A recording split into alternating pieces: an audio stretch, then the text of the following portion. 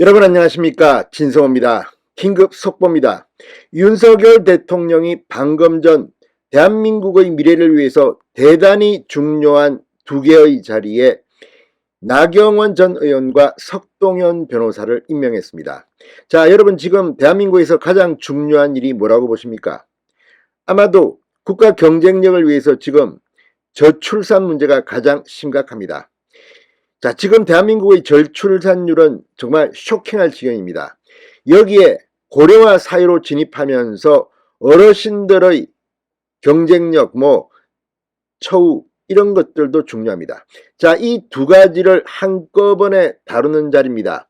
자, 윤석열 대통령이 방금 전 나경원 전 의원을 대통령 직속 저출산 고령화위원회 부위원장 장관급에 임명했습니다.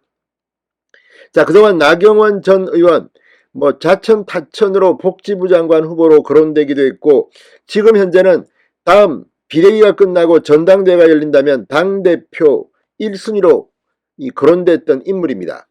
자, 물론 이 저출산 고령화위원회의 부위원장이라고 해서 다음 전당대회에 출마 못하라는 법은 없습니다. 그럼에도 불구하고 나경원 전 의원을 전격 발탁한 윤석열 대통령의 의중이 지금 관심을 모으고 있습니다. 자, 그리고 이 민주평화통일자문위원회 사무처장 차관급입니다. 이 자리는 이 서울법대 40년 직위인 석동현 변호사를 인선했습니다. 자, 이제 윤석열 정부의 중요한 자리들이 하나둘 메꿔지고 있습니다. 나경원 전 의원, 왜 이 자리에 가게 된 것일까요? 진성호의 직설 시작합니다. 방송에 앞서 아직 진성호 방송의 구독자가 아니신 분은 붉은색 구독 버튼 눌러주십시오.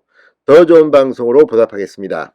자, 대통령실은 방금 전 보도자료를 통해 나경원 내정자는 사선 국회의원 출신으로 국회 보건복지위원회 위원과 국회 저출산 고령화 대책 특별위원회 위원장으로 활동했다. 사실 이런 것들이 상당히 중요한 경험들입니다.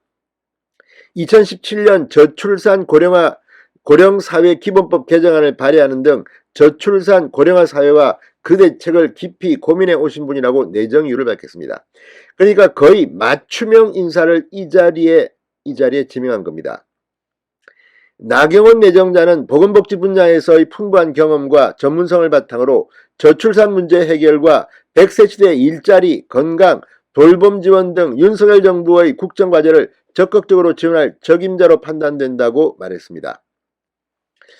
자, 자유한국당 시절 원내대표를 지냈던 나경원 전 의원, 2016년 20대 국회에서 저출산 고령화 대책 특별위원회 위원장 등을 지냈습니다.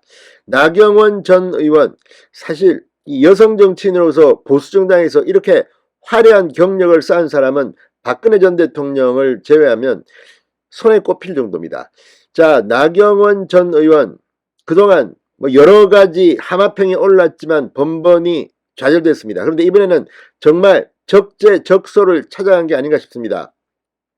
나경원 전 의원이 이 자리에 감에 따라서 이 다음 전당대회 구도도 조금 변할 수도 있습니다. 그러나 내년 1월쯤 전당대회가 치러진다고 가정하면 모르겠습니다. 나경원 전 의원 전당대회는 포기할지 아니면 계속 갈지.